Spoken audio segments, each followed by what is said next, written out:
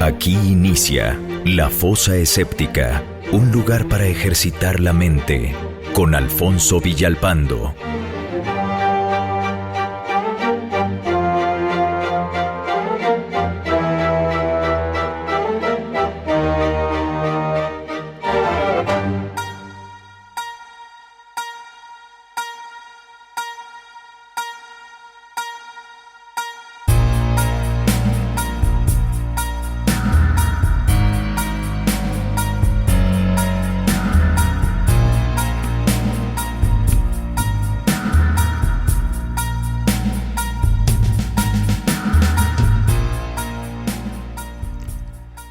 Cuando la Iglesia Católica pida realmente perdón a la humanidad por siglos de guerras, destrucción, asesinatos, torturas, terror, injusticias, intolerancia, despotismo, hipocresía, mentiras y oscurantismo, cuando la humanidad consienta en perdonarla, cuando se desantifique a los papas asesinos que hoy gozan de su veneración en los sarcófagos del subsuelo vaticano, recién entonces sus pastores tendrán cierta autoridad moral para hablar y predicar la tolerancia, el respeto a la vida y la paz. Hola amigos, ¿cómo están? Soy Alfonso Villalpando, bienvenidos a la emisión número 77 de La Fosa Escéptica. Hoy hablaremos de dos temas a los cuales ya había yo prometido que íbamos a hablar y que reflejan también estos temas las sugerencias que amablemente ustedes me dejan no solamente en iVoox y en Spreaker, sino también hoy me encuentro con algunos comentarios que agradezco muchísimo en YouTube.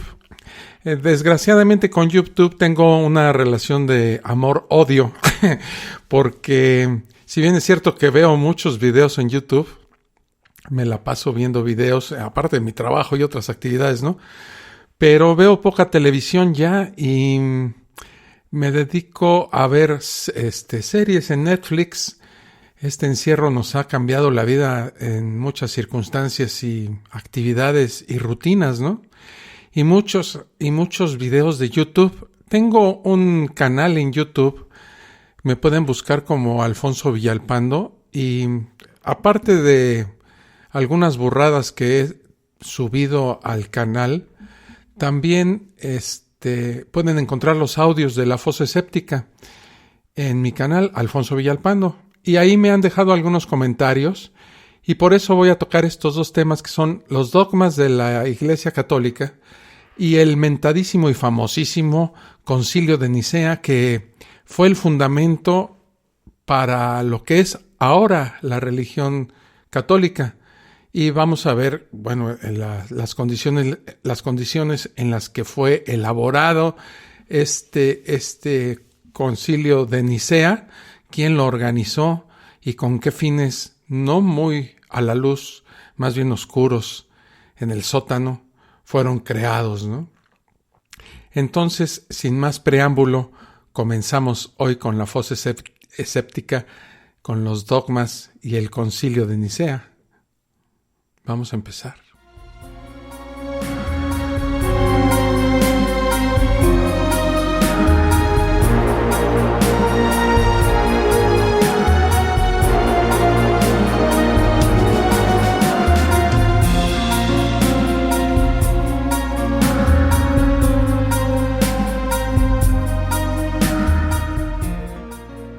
Entrémosle de lleno ahora a definir por principio de cuentas ¿qué es un dogma?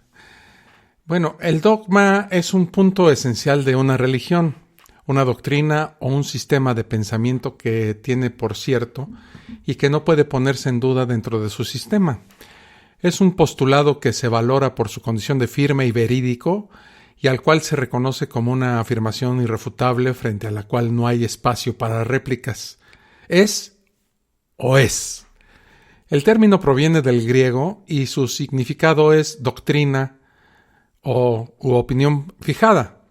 Para el cristianismo y otras religiones abrámicas, el dogma es un dictamen de Dios que ha revelado a la humanidad por Jesucristo y que cuenta con el respaldo de la Iglesia. En su origen, el concepto de dogma estaba vinculado a una norma, regla o decreto impuesto por alguna autoridad. También se utilizaba para referirse a la opinión propia de una escuela filosófica. Sin embargo, a medida que la Iglesia ganó autoridad, el término quedó asociado de forma directa a la idea de dogma teológico. De este modo, aquellos filósofos que no fueran críticos con ciertos conceptos relacionados con los orígenes y que aceptaran ciegamente las determinaciones eclesiásticas, recibían el apelativo de dogmáticos. En contraposición a ellos, los filósofos inquisitivos y críticos eran considerados escépticos. El dogmatismo vinculado a las ideas eclesiásticas presupone confianza doctrinaria. Se acepta la verdad absoluta sin buscar pruebas de la misma, pues se confía en la doctrina, y ausencia de reflexión crítica, o sea, se acepta la autoridad de una doctrina y con ello todo lo que en ella se proponga como absoluto. Una absoluta sumisión a una determinada creencia.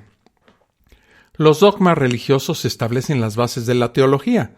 Son un conjunto fundamental de creencias que definen determinada religión y la distinguen de otras religiones.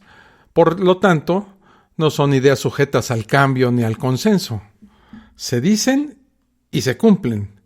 En la Iglesia Católica, un dogma es una verdad absoluta, definitiva, inmutable, infalible, irrevocable, incuestionable y absolutamente segura, sobre la cual no puede flotar ninguna duda. Una vez proclamado solemnemente, ningún dogma puede ser derogado o negado ni por el mismísimo Papa, ni por decisión conciliar. Por eso los dogmas constituyen la base inalterable de la doctrina católica, y cualquier católico está invitado a aceptar y creer en los dogmas de una manera irrevocable. O crees, o crees. La escolástica, que es una corriente filosófica y teológica que se valió de la filosofía grecolatina clásica para comprender la revelación religiosa del cristianismo, distingue entre sus dogmas divinos provenientes de Dios y enseñados directamente por Jesús, apostólicos, enseñados por los apóstoles, o eclesiásticos, instituidos por concilios o papas posteriores. ¿Cuáles son los dogmas de la Iglesia Católica? Bueno, todas y cada una de las frases del credo de los apóstoles son dogmas y artículos de fe para los católicos. En él están resumidos los principales dogmas. Y lo leo. Creo en Dios Padre Todopoderoso, Creador del cielo y de la tierra. Creo en Jesucristo, su único Hijo, nuestro Señor. Fue concebido por obra y gracia del Espíritu Santo y nació de María, la Virgen. Padeció bajo el poder de Poncio Pilato. Fue crucificado, muerto y sepultado. Descendió a los infiernos. Al tercer día resucitó de entre los muertos. Subió a los cielos y está sentado a la derecha de Dios Padre Todopoderoso. De ahí ha de venir a juzgar a vivos y muertos. Creo en el Espíritu Santo, la Santa Iglesia Católica, la comunión de los santos, el perdón de los pecados, la resurrección de la carne y la vida eterna. Y todavía le agregan el amén, que significa así sea, ¿no? Aclarando y resumiendo, la religión católica se basa en la creencia monoteísta en un solo Dios, en tres personas distintas: el Padre, creador del universo, el Hijo, redentor del mundo, y el Espíritu Santo, que es un dogma trinitario. Virginidad de María, Jesucristo resucitado, existencia del infierno y del cielo, el juicio final, la resurrección de los muertos y la vida eterna. Aquí nos enfrentamos con el primer problema del cual quiero yo hablar, ¿no? Es un solo Dios en tres personas distintas: el Padre creador del universo, el Hijo redentor y el Espíritu Santo, que es la palomita, ¿no? Los tres son uno, o sea que si lo vemos bíblicamente, Dios baja a la tierra convertido en su Hijo, pero que Él es el mismo, pero para venir al mundo embaraza a una mujer menor de edad, que es la Virgen María, y que aparte está casada. Entonces, ahí está ahí está el asunto, ¿no? Además viene a salvar a los seres humanos de un pecado que él mismo inventó. Y luego resucita al tercer día, pero no murió entonces por la humanidad. A lo mucho tuvo un mal fin de semana, ¿no? 2 días y medio muerto y después resucitó. Bueno, ese es tema de otra fosa escéptica. Sigamos con los dogmas. ¿Cuáles son los principales dogmas de la Iglesia Católica? Son varias categorías. Primero, los dogmas sobre Dios. ¿Cuáles son? Pues Dios existe, es único y eterno. En Dios hay 3 personas, Dios Padre, Hijo y Espíritu Santo, que es la Santísima Trinidad, y cada una de ellas posee la misma esencia divina. Ahí yo ya me hice bolas, ¿no?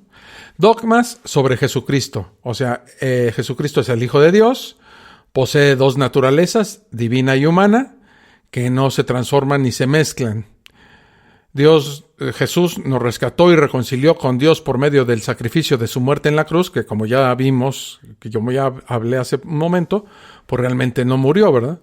Resucitó al tercer día de entre los muertos, que es otro dogma infalible de la Iglesia, que no se puede juzgar. Subió en cuerpo y alma a los cielos y está sentado a la diestra de Dios Padre. Los dogmas sobre la creación del mundo. Todo lo que existe fue creado por Dios a partir de la nada. Dios conserva en la existencia a todas las cosas creadas. Dogmas sobre el ser humano, que son: el hombre está formado por cuerpo material y alma espiritual. El pecado de Adán y Eva se propaga a todos sus descendientes. Hay dogmas marianos: la Inmaculada Concepción de María, libre de toda mancha original. La virginidad perpetua de María, antes, durante y después. María es la Madre de Dios y María ascendió en cuerpo y alma a los cielos. También hay dogmas sobre el Papa y la Iglesia. La Iglesia fue fundada por Jesucristo. Jesucristo nombró al apóstol Pedro como primer primado de su Iglesia. El pontífice romano es el sucesor de Pedro y tiene el primado sobre todo el rebaño. El Papa posee el pleno y supremo poder de jurisdicción sobre toda la Iglesia, no solamente en cosas de fe y costumbres, sino también en la disciplina y gobierno de la misma. El Papa es infalible siempre que se pronuncia ex cátedra. La razón de la infalibilidad es la asistencia sobrenatural del Espíritu Santo, que preserva al supremo maestro de la Iglesia de todo error. Imagínense. La consecuencia de la infalibilidad es que las definiciones ex cátedra de los papas son por sí mismas irreformables, sin posible intervención ulterior de cualquier autoridad. Lo que dice el Papa, aparte de que es cierto, se hace. La Iglesia es infalible cuando hace una definición en materia de fe y de costumbres. Dogmas sobre los sacramentos. El bautismo es el primer sacramento instituido por Jesucristo y limpia del pecado original. La confirmación, que es la cachetada que te dan cuando cumples no me acuerdo qué edad, concede a los bautizados la fortaleza del Espíritu Santo para que se consoliden interiormente en su vida sobrenatural y confiesen exteriormente con valentía su fe. La confesión también es un dogma de la Iglesia. Es secreta y es necesaria para la salvación. Los sacerdotes recibieron de Cristo, según esto, el poder de perdonar los pecados cometidos después del bautismo. La Eucaristía o comunión permite recibir la carne y la sangre de Jesucristo para obtener la vida eterna. Es imprescindible, previo a ella, haber cumplido con el sacramento de la confesión. Cristo está presente en el sacramento por la transubstanciación, híjole, estos de la Iglesia, de toda la sustancia del pan en su cuerpo y toda la sustancia del vino en su sangre. No es una metáfora lo que sucede en una misa, sino que ellos piensan que la galletita esta que te dan y el traguito de vino con la que lo mojan, en realidad son el cuerpo y la sangre de Jesucristo. Ya si te crees esa, Bueno, la extrema unción, que es otro dogma de la Iglesia, es la unción con óleo sagrado de los enfermos terminales. Fue instituida por Jesucristo y prepara al enfermo para un encuentro satisfactorio con Dios. El ordenamiento sacerdotal es un sacramento instituido por Cristo para establecer una jerarquía instituida por orden divino, que consta de obispos, presbíteros, diáconos, etc., ¿no? El matrimonio también es un sacramento que es dogma, es instituido y bendecido por Dios y es indisoluble. Te casaste, te chingaste. Dogma sobre las últimas cosas. La muerte es consecuencia primitiva del pecado, según la Iglesia. El cielo, las almas de los justos que en el instante de la muerte se encuentran libres de toda culpa y pena de pecado, entran en el cielo para toda la eternidad. El infierno es una posibilidad de castigo eterno debido a nuestra libertad. Dios nos hizo libres para amarlo o para rechazarlo. Algún día hablaremos de esto de el libre albedrío, que a mí se me hace una mafufada más de la Iglesia Católica, porque si a Dios se le conceden 3 superpoderes, que son la omnisciencia, la omnipotencia y la omnipresencia, Él sabe lo que va a pasar contigo a cada segundo. Entonces, ¿hay libre albedrío para los religiosos? El purgatorio, que es un invento, ¿verdad? Las almas es un invento mayor que los otros, porque no existe ninguna mención bíblica acerca del purgatorio. Las almas de los justos que en el instante de la muerte están cargadas de pecados veniales van al purgatorio. El purgatorio es un estado transitorio de purificación después del cual se asciende al cielo, o sea, no te admiten en el cielo si antes no haces una cuarentena ahí en el purgatorio para quitarte todos los bichos, incluidos pecados, ¿no? El fin del mundo y la segunda venida de Cristo también es un dogma religioso. La resurrección de los muertos en el último día, el juicio universal, Cristo después de su regreso juzgará a todos los hombres. Aquí me salta una cuestión que he analizado después de leer algunas cosas bíblicas, ¿no? Se supone que mucha gente dice cuando se muere un ser querido que tu ser querido muerto es un angelito que desde allá arriba te cuida. Y según la Biblia, los ángeles son una especie diferente. La gente que se muere no se convierte en ángeles. Los ángeles es como razas de perros, ¿no? Hasta entre perros hay razas. Bueno, pues hasta entre ángeles las hay. Y entonces los seres humanos dormirán el sueño eterno hasta que Dios regrese y los juzgue. No se convierten en ángeles, señores religiosos. El Concilio Vaticano de 1870, no fue el primero, en 1870, proclamó como doctrina de fe que algunos dogmas no pueden ser comprendidos ni demostrados a partir de principios naturales, y que de surgir una contradicción entre la doctrina de la fe y la ciencia, el error sería imputable a la ciencia humana. Aquí es donde sí me enoja y me parece una idiotez esto de los dogmas, pues para la Iglesia tiene más valor algo indemostrable que las pruebas objetivas basadas en evidencia que proporciona la ciencia. Por eso este conflicto tan añejo y tan estúpido entre religión y ciencia, ¿no? Porque la religión es inmutable y la maravilla, la belleza de la ciencia es que reconoce, se autocorrige y cambia de acuerdo a los nuevos avances que se encuentran, ¿verdad? Antes, veamos, antes de entrarle de lleno a este asunto del Concilio de Nicea, vamos a hacer una pequeña pausa y cuando regresemos vamos a tratar de descifrar o de investigar y de explicar cuál fue la situación política, social y religiosa en el Imperio Romano del siglo IV cuando se realiza el Concilio de Nicea. Entonces, si me lo permiten, vamos a hacer una pequeñísima pausa de digamos unos 30 segunditos y cuando regresemos, como dicen aquí en la televisión, y cuando regresemos vamos a hablar de esto, de la del Concilio de Nicea y de la situación social y política de la Roma de aquellos días. Estás escuchando La Fosa Escéptica, un lugar para ejercitar la mente.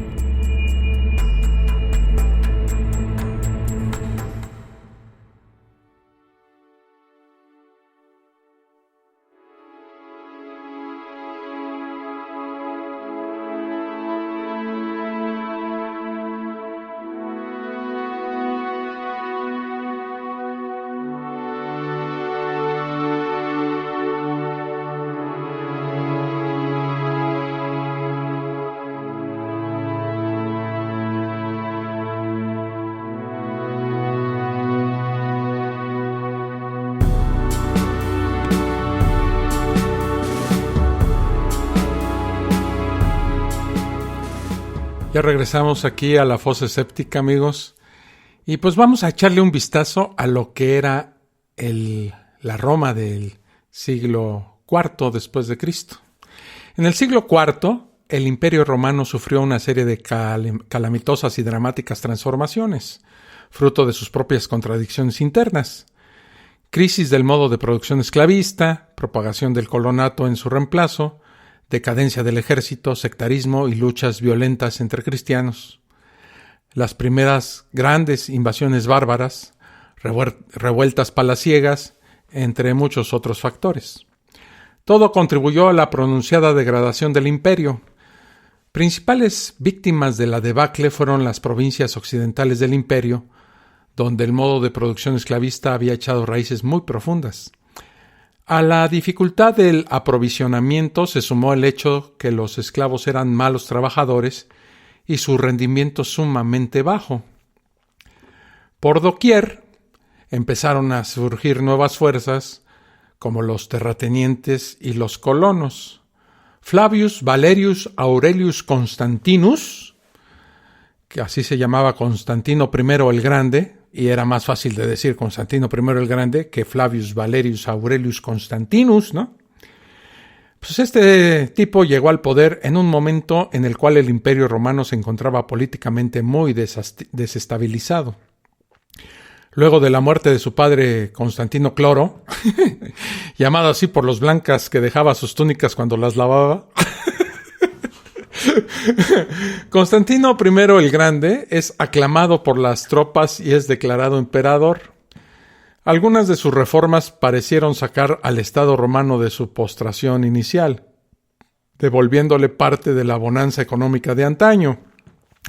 Pero la persistencia del gasto público en niveles incompatibles con los ingresos, o sea, gastaban más de lo que generaban, el uso irracional de los fondos del erario y la corrupción impidieron la consolidación del proyecto y de los cambios propuestos para hacer viable la administración del imperio.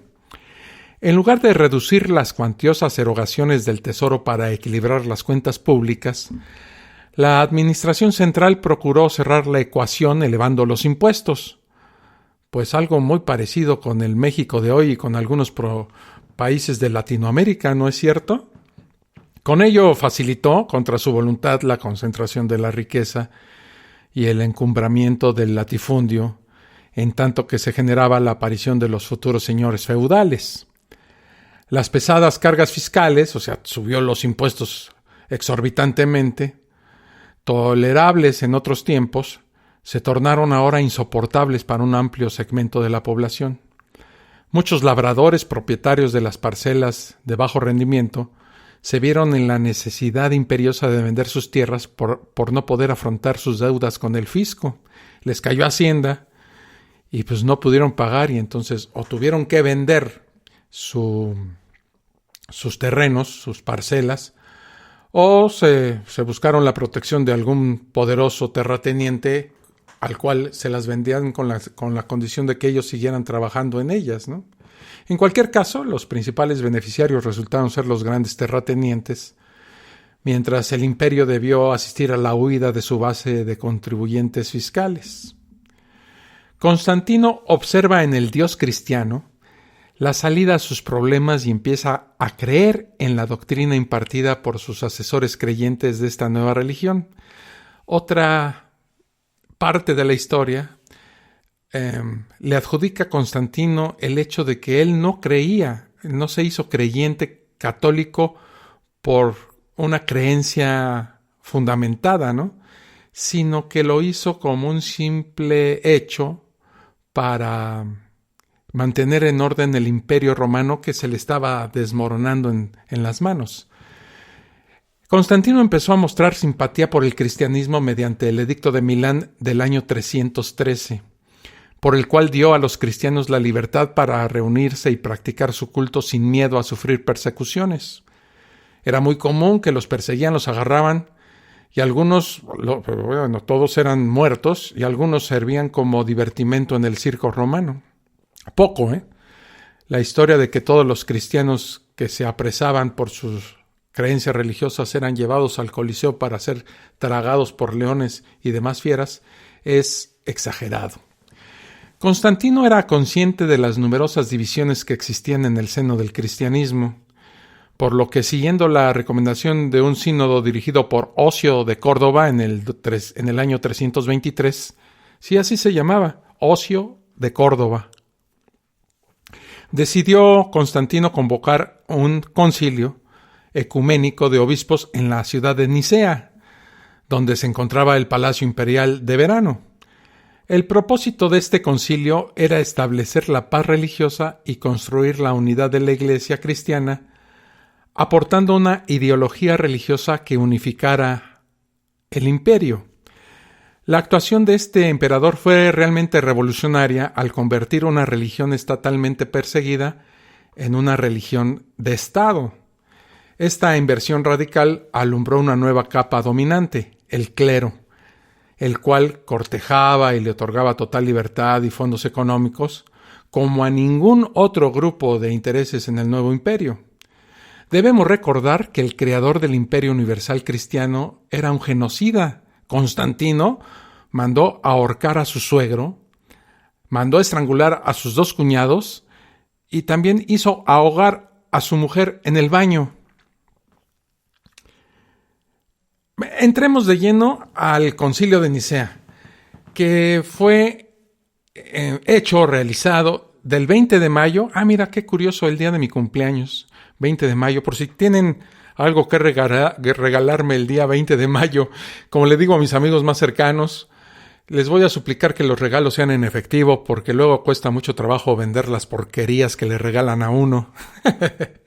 Bueno, el Concilio de Nicea se hizo del 20 de mayo al 19 de junio del año 325. Se desarrolló en la ciudad de Nicea de Bitina, en el Imperio Romano. Esta ciudad hoy es llamada en turco Iznik y forma parte de la provincia de Bursa. Es en Turquía. Ellos viajaban, tenía un palacio Roma en Turquía. No sé cuánto se haga a caballo o en carroza o cómo lo transportaban al emperador Constantino hasta Turquía, pero me imagino que para llegar en verano tendrían que salir muchísimo tiempo antes, ¿no? Fue convocado por el emperador romano Constantino I, el Grande, y es considerado el primer concilio ecuménico para las iglesias que se reconocen católicas y por algunas iglesias protestantes, Desde el punto de vista religioso, los cristianos se habían distanciado unos de otros y se condenaban mutuamente, agrupándose en una treintena de sectas enfrentadas entre sí. Cada secta intentaba imponer una doctrina propia sobre las demás y, por otra parte, todas estaban enemistadas con los judíos, generando una situación deplorable, inédita, en un contexto religioso de la antigüedad. Finalmente, y gracias a Constantino y su concilio de Nicea, la secta católica con sus dogmas sería la vencedora. El proyecto político de Constantino presuponía la unificación eclesiástica en función de sus necesidades personales e imperiales. Así, el emperador compró voluntades, apoyos, corrompió a los invitados a ese concilio, ¿verdad? Apoyó también decretos conciliares favorables a sus intereses mediante cuantiosas donaciones, lo que hoy le llamamos corrupción, ¿verdad? Por lo que los serviciales jerarcas de la Iglesia Católica empezaron a acumular riqueza y poder sin límites. Era necesario para Constantino crear una simbología o dogma que identificara plenamente a la Iglesia Católica, cosa que se hizo en el Concilio de Nicea. Por eso es tan importante conocer esto si uno es religioso o si uno es no religioso o de plano ateo. Así nacieron los principales dogmas católicos, resumidos en el credo, impulsados por Constantino, a quien el concilio no podía negarle nada. Los clérigos que no firmaran el texto donde quedaron asentados estos dogmas, ¿qué creen que les pasaba? Pues eran desterrados por la autoridad imperial y muchos de ellos murieron por estar en contra de los decretos de Constantino en el concilio de Nicea en ese año, ¿no? En el 323. Se supone que el concilio de Nicea fue dirigido por el obispo Ocio de Córdoba, de quien se cree que era delegado del Papa. Constantino invitó a unos 1,800 obispos cuyas sedes estaban dentro del Imperio Romano, cerca de 1,000 en el oriente y 800 en la parte occidental del imperio. Pero a la cita solo acudieron, además del emperador, unos 300 obispos. No sabemos las razones por las cuales de los 1,800 obispos invitados, nada más llegaron 300. Curioso. Lo trataré de investigar, o si alguno de ustedes lo sabe o lo puede investigar, les agradeceré su colaboración. El emperador Constantino lo inauguró con una ceremonia el 20 de mayo y ocupó la presidencia, corriendo con todos los gastos de los participantes. Se presentó ante los obispos como un ángel de Dios descendiendo del cielo, resplandeciente en sus brillantes vestiduras, deslumbrante de luz, con el ardiente fulgor de la púrpura y adornado con el claro destello de oro y costosas piedras preciosas. Así se presentó Constantino a la inauguración del Concilio de Nicea. Aunque Constantino no dirigiera las sesiones, un problema sobre el que ha habido muchas discusiones sobre si sí o sobre si no, lo que sí hizo fue determinar su curso y tomar las decisiones. Para ello se aseguró de tener la mayoría e incluso impuso las fórmulas decisorias, es decir, presentando las propuestas y haciéndolas después prevalecer. Esto no se me hace tan extraño. Los presidentes de nuestros países latinoamericanos y de algunos de Europa, los diputados y los senadores juegan a la misma mierda que se ha jugado en el mundo y la humanidad por 2000 años. Y esto, más que asombrarme, pues se me hace normal en una especie humana que se pelea por el poder. Vamos a hacer una segunda pausa en esta fosa escéptica. Esto se está poniendo bueno.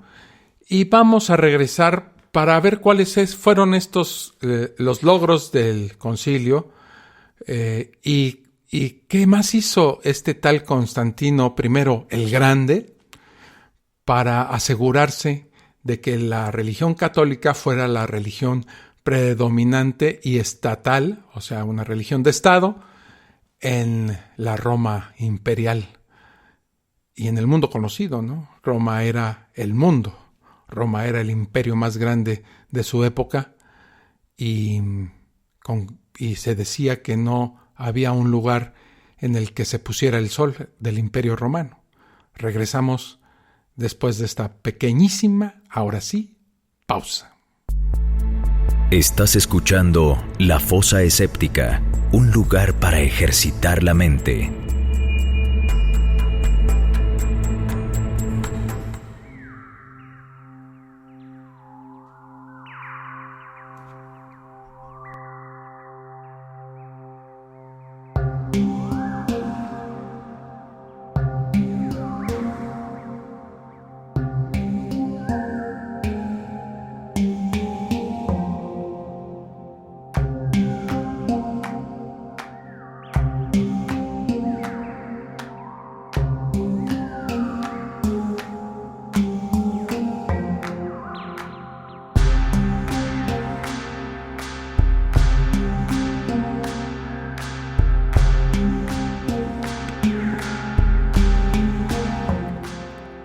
Ya estoy de vuelta aquí en la fosa escéptica y vamos a ver cuáles fueron los logros de este concilio, ¿no? Los principales logros del concilio fueron la unificación de criterios sobre la naturaleza del Hijo de Dios y su relación con Dios Padre, la construcción de la primera parte del símbolo niceno, primera doctrina cristiana uniforme, y el establecimiento del cumplimiento uniforme de la fecha de la Pascua.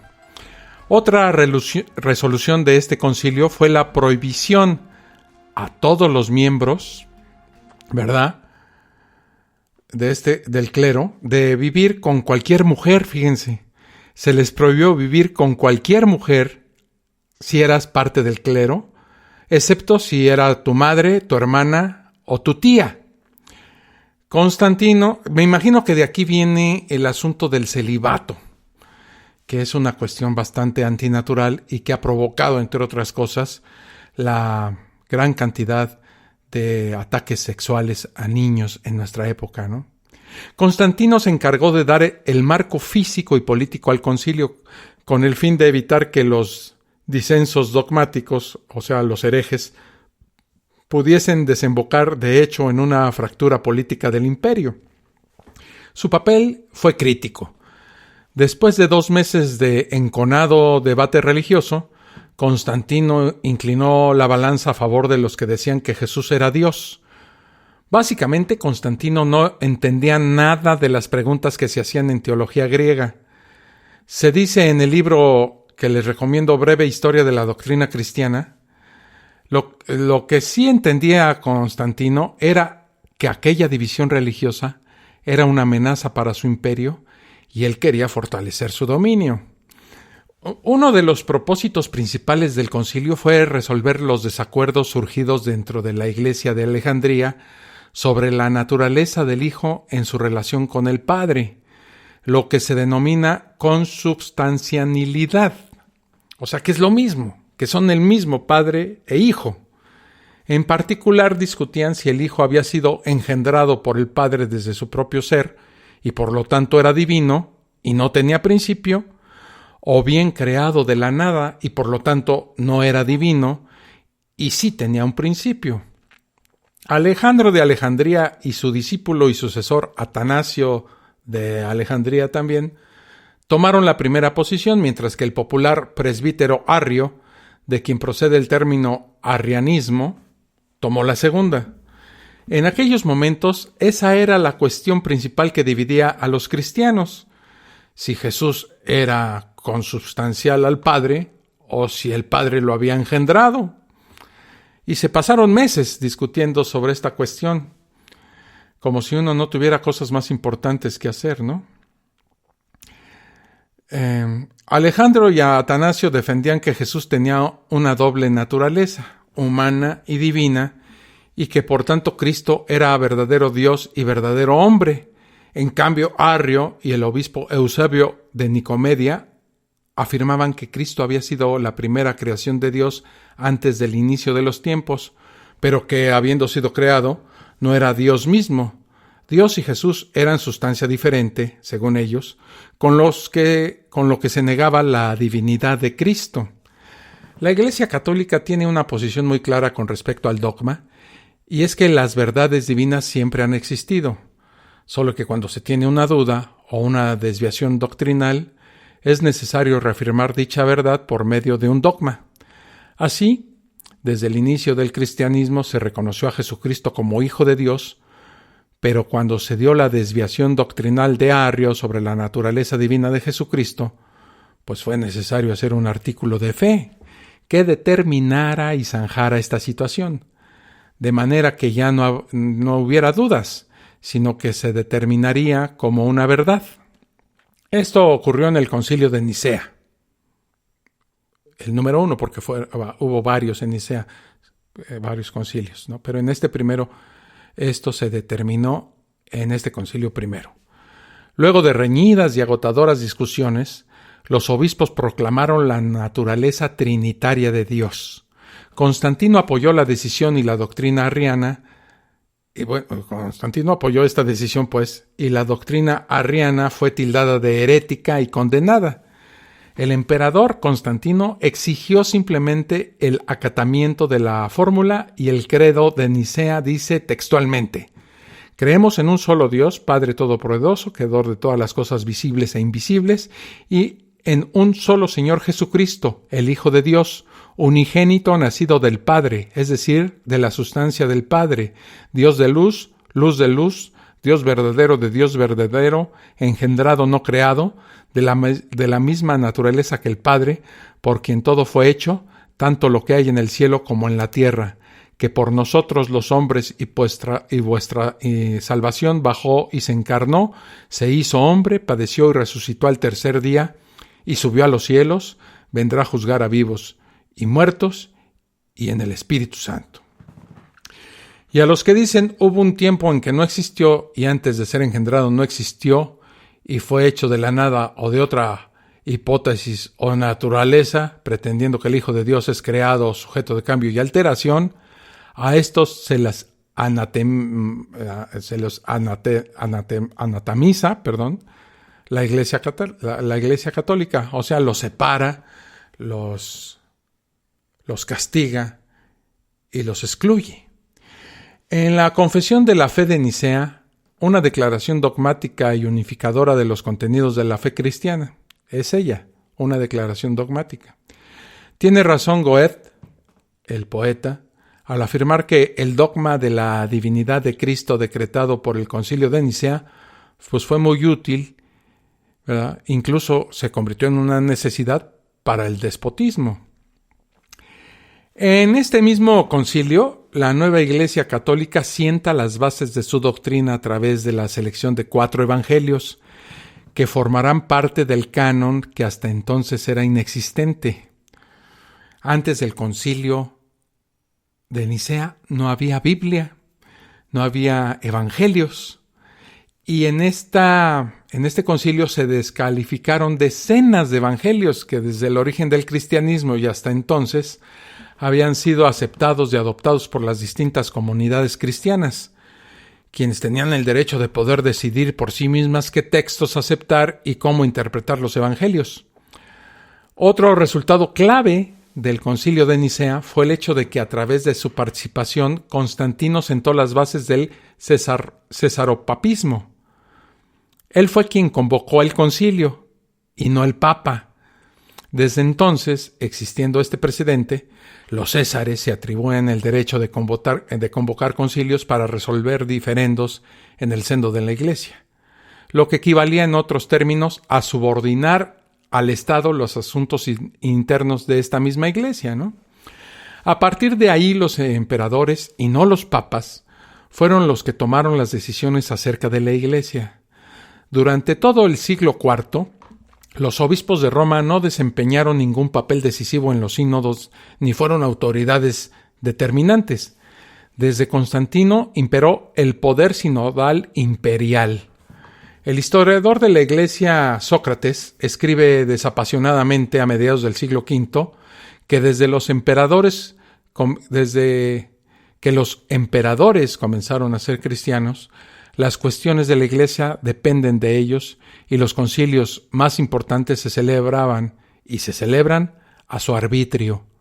Myron Wojtowicz comenta de manera escueta en 1981, y lo leo, dice: esa afirmación no era en modo alguno exagerada. El historiador de los papas añade: incluso el contenido de las decisiones respondía en la mayoría de los casos a los deseos del gobernante en turno. Y también agrega: por parte de la Iglesia, la participación del poder mundano en las cuestiones del sínodo se consideró en general como plenamente justificada. La intromisión del poder político a través de la figura del emperador daría un trámite más expeditivo a las decisiones sobre cuestiones del dogma, pero al mismo tiempo el Estado romano se vería envuelto en las disputas teológicas que esporádicamente arreciarían a todo lo largo y ancho de su territorio. Naturalmente, tanto el poder político como el religioso cosecharon beneficios del nuevo sistema de relaciones planteado entre ellos. El emperador encontraría en la religión cristiana la vía ideal para unificar el imperio, que se estaba desmoronando, y aumentar al mismo tiempo su poder absoluto. Como contrapartida, la Iglesia obtendría ilimitados recursos materiales, y también, importante, el apoyo del Estado contra todas las herejías y disidencias que no tardarían en aparecer. Recién a partir de 1122, año en que se celebró el Concilio de Letrán, que fue convocado por el Papa Calixto II, los concilios fueron citados por los papas, no por el gobernante ni el emperador, ¿verdad? El credo de Nicea, que ya les leí hace un momento, fue modificado y ampliado en el Concilio de Constantinopla en el 381, organizado por el emperador Teodosio, y esa versión es la que se conoce como símbolo niceno-constantinopolitano. En él se acordó colocar al Espíritu Santo en el mismo nivel de Dios y de Cristo, y empezó a perfilarse la doctrina trinitaria. En el 381, ya se hablaba de la Santísima Trinidad. En ese credo se establece claramente lo que debe creer cualquier bautizado, o sea, cualquier religioso. Resume los principios básicos de la fe cristiana de una manera relativamente sencilla, con la intención de proporcionar un recurso para memorizarlos y proclamarlos a los fieles. Implícitamente condena los errores más difundidos como medio para identificar las posibles disidencias. Modificaciones posteriores del credo buscarían dar mayor precisión a la definición de las herejías contemporáneas. El credo niceno-constantinopolitano es aceptado por las iglesias católica, ortodoxas bizantinas, ortodoxas orientales, las de Asiria del Oriente, Antigua del Oriente, anglicana y la mayoría de las iglesias protestantes. Otras definiciones verdades reveladas fueron establecidas en concilios posteriores o en bulas papales. En 1854, la bula Ineffabilis Deus de Pío IX estableció la Inmaculada Concepción de María. Su texto, la verdad, no tiene desperdicio y se los voy a leer porque realmente es para asombrarse. Y dice así. Tiene algunas palabras extrañas, pero trataremos de leerlo textualmente. Para honra de la Santísima Trinidad, para la alegría de la Iglesia Católica, con la autoridad de nuestro Señor Jesucristo, con la de los santos apóstoles Pedro y Pablo y con la nuestra, definimos, afirmamos y pronunciamos que la doctrina que sostiene que la Santísima Virgen María fue preservada inmune de toda mancha de culpa original desde el primer instante de su concepción, por singular privilegio y gracia de Dios omnipotente, en atención a los méritos de Cristo Jesús, Salvador del género humano, ha sido revelada por Dios y por tanto debe ser firme y constantemente creída por todos los fieles. Por lo cual, si alguno tuviere la temeridad, lo cual Dios no permita, de dudar en su corazón lo que por nos ha sido definido, sepa y entienda que su propio juicio lo condena, que su fe ha naufragado y que ha caído de la unidad de la Iglesia, y que si además osaren manifestar de palabra o por escrito o de otra cualquiera manera externa lo que sintieren en su corazón, por lo mismo quedan sujetos a las penas establecidas por el derecho. O sea, en resumidas y entendibles palabras, aquí se cree en la Virgen María, ¿verdad?, que fue pura y santa y sin toda mancha de culpa original desde el primer instante de su concepción. Ahí está. Y el que no la crea, entonces vénganse que nos la vamos a arreglar ustedes y nosotros. O sea, en resumen, Dios preservó a María, según este concilio, desde el momento de su concepción, de toda mancha del pecado original, que había de transmitirse a todos los hombres desde Adán y Eva, en atención a que iba a ser la madre de Jesús. No confundir con el dogma del nacimiento virginal de Jesús, que es otra cosa. Y pobre del que no crea que esto es una verdad revelada por Dios. El historiador y catedrático francés Louis Bourneau dice, Pío IX, contemplando el mar agitado de Gaeta, escuchó y meditó las palabras del cardenal italiano Luigi Lamborghini: Beatísimo Padre, usted no podrá curar el mundo sino con la proclamación del dogma de la Inmaculada Concepción. Solo a esta definición dogmática podrá restablecer el sentido de las verdades cristianas y retraer las inteligencias de las sendas del naturalismo en las que se pierden. Y para que no quedasen dudas sobre ese dogma, como por casualidad en el Concilio Vaticano I, que fue el primero celebrado en la Ciudad del Vaticano, convocado por el propio Pío IX en 1869 para enfrentar el racionalismo, se aprobó como dogma de fe la doctrina de la primacía e infalibilidad del Papa. El último dogma definido por un Papa fue el de la Asunción a los cielos de María. Lo hizo Pío XII en 1950.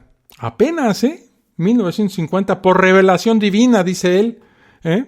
Pío XII tuvo esta revelación divina y escribió: Por eso, después que una y otra vez hemos elevado a Dios nuestras preces suplicantes e invocado la luz del Espíritu de verdad para gloria de Dios omnipotente que otorgó su particular benevolencia a la Virgen María, para honor de su Hijo, Rey inmortal de los siglos y vencedor del pecado y de la muerte, para aumento de la gloria de la misma augusta Madre y gozo y regocijo de toda la Iglesia, por la autoridad de nuestro Señor Jesucristo, de los bienaventurados apóstoles Pedro y Pablo y nuestra, proclamamos, declaramos y definimos ser dogma divinamente revelado que la Inmaculada Madre de Dios, siempre Virgen María, cumplido el curso de su vida terrestre, fue asunta en cuerpo y alma a la gloria celestial.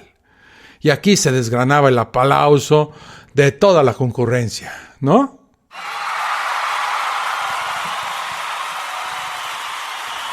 Y así quedó claro, y fuera de toda duda, que María se fue con todo y sus carnes al cielo. Esto fue el 1 de noviembre de 1950. Antes no se decía que la Virgen, antes de 1950, no se decía que la Virgen María haya ascendido al cielo con todo y su cuerpecito de sololoy, que se andaba comiendo ese cuerpocito de sololoy, la paloma del Espíritu Santo, que era bien perversa, y también su esposo, ¿verdad? Porque es imposible pensar que un matrimonio entre un carpintero y una menor de edad no haya acabado en la cama, y sobre todo cuando el esposo es carpintero. Si alguien podía hacer una buena cama, pues era él, ¿no? Vamos a hacer una última pausa para esto que ya se está volviendo costumbre en la fosa séptica, que son las conclusiones a las que yo pues me doy el derecho porque tengo infalibilidad. Y lo que se digo se hace aquí en esta fosa séptica. Así es de que vamos a hacer una pausita, 30 segundos, nos mojamos el buche con un cafecito y regresamos para las conclusiones. No se vayan, porque las conclusiones también suelen ser interesantes. Estás escuchando La Fosa Escéptica, un lugar para ejercitar la mente.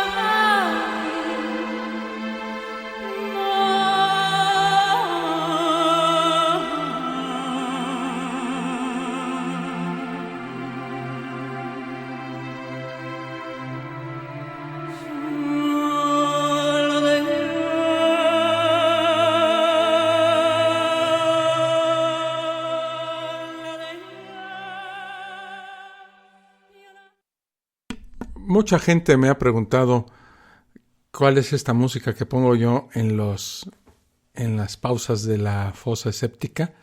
Pues es un grupo que se llama Dead Can Dance y que para mí es de esta música como progresiva. Es una música muy interesante. Vamos a las conclusiones acerca de este concilio de Nicea. Bueno, en el concilio de Nicea, una caterva de obispos cobardes y vendidos a la voluntad arbitraria del emperador Constantino dejaron que éste definiera e impusiera algunos de los dogmas más fundamentales de la Iglesia Católica, como el de la consustancialidad entre padre e hijo. Constantino diseñó a su antojo lo que los católicos deberían creer por siempre acerca de la persona de Jesús. El credo no procede de la inspiración del Espíritu Santo ni pamplinas de esas, sino de la coacción que ejerció el brutal emperador romano. Acuérdense que ya le dijimos que este emperador Constantino mató a su cuñado, a su mamá, a quién sabe qué tanta gente de la que no se sabe, pero era un vulgar asesino, ¿no? Como muchos de los emperadores romanos en esa época. El emperador utilizó la Iglesia Católica a su antojo, tanto para forzar la unificación de su imperio bajo una sola religión, como para uso y disfrute de su megalomanía personal. La Iglesia Católica Apostólica Romana y sus principales dogmas fueron creados no por Jesucristo, del cual no sabemos si existió, y abordaremos este tema sobre la existencia de Jesucristo en una próxima fosa escéptica, sino a partir del Edicto de Milán y el Concilio de Nicea, bajo las órdenes del emperador romano Constantino I el Grande. Los dogmas cristianos no son entonces verdades reveladas por Dios, sino conceptos y preceptos impuestos por los hombres a lo largo de los siglos, para sus propios intereses políticos, sociales, económicos y religiosos. He dicho.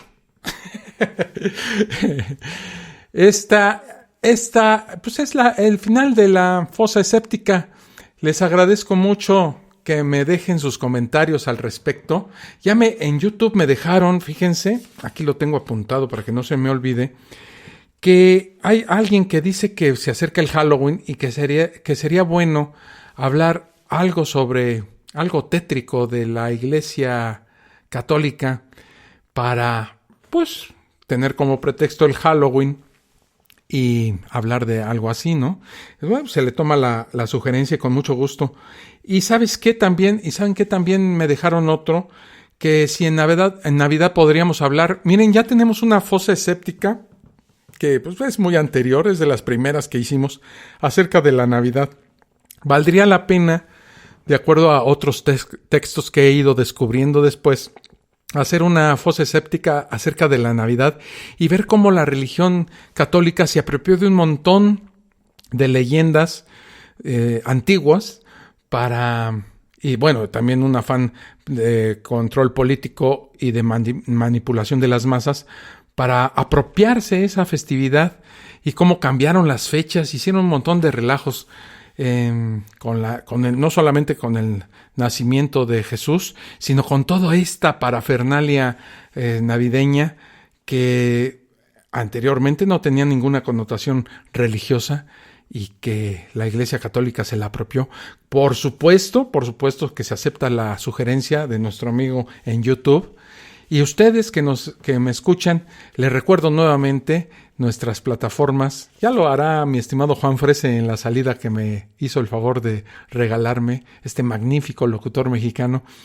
Y estamos en Amazon ya como nueva plataforma para que anden donde anden, estén donde estén, puedan escuchar la fosa escéptica y dejarme sus comentarios. Si les gusta que estemos tratando estos temas en esta fosa y en las próximas, pues compártanla y también suscríbanse en Spreaker o en iVoox, que son nuestras principales plataformas de distribución de esta fosa escéptica.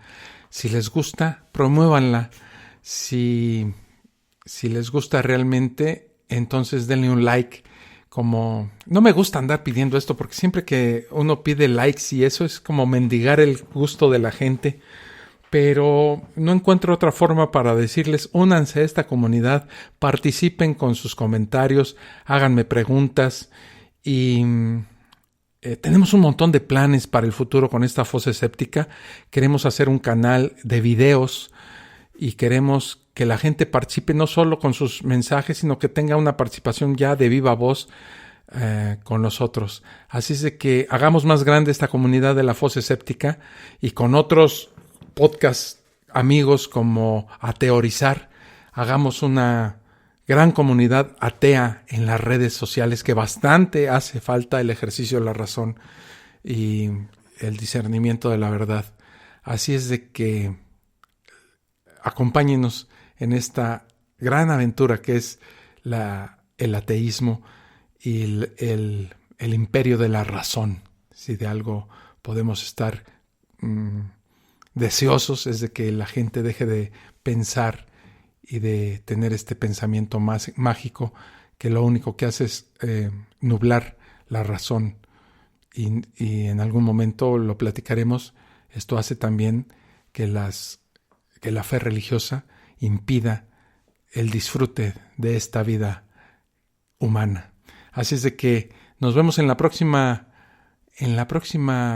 fosa escéptica, y como siempre les recomiendo que ante la epidemia, la pandemia que estamos padeciendo, nos cuidemos. Seguimos con los números muy rojos y no hay más que cuidarnos a nosotros mismos. Parece que lo repito mucho, pero no hay nada que nos proteja más que nuestra propia voluntad de sobrevivir personalmente y como especie, ¿no? Entonces es un parteaguas en nuestras vidas. Tomemos conciencia de ello y cuidémonos nosotros, porque cuidándonos nosotros cuidamos a nuestros amigos, nuestra familia, nuestros vecinos, nuestro país, nuestro planeta, ¿no? Eso es todo. Mi nombre es Alfonso Villalpando. Que la pasen bien. Nos vemos en la próxima fosa escéptica. Esto fue La Fosa Escéptica, un lugar para ejercitar la mente, con Alfonso Villalpando. Te esperamos en el próximo capítulo a través de Spreaker, Spotify, Apple Podcasts y iVoox.